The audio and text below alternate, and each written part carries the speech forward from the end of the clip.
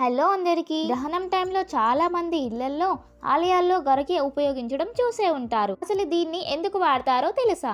ఇది కేవలం ఒక నమ్మకమా, లేదంటే దీని వెనుక ఏమైనా సైన్స్ ఉందా? మన ఇంట్లో పెద్దలు గ్రహణం పట్టడానికి ముందే ఇంట్లో ఉన్న వాటర్ పై, పచ్చళ్ళపై, పూజ రూమ్ లో ప్రతి గదిలో 4 సైడ్స్ ఉంచుతారు.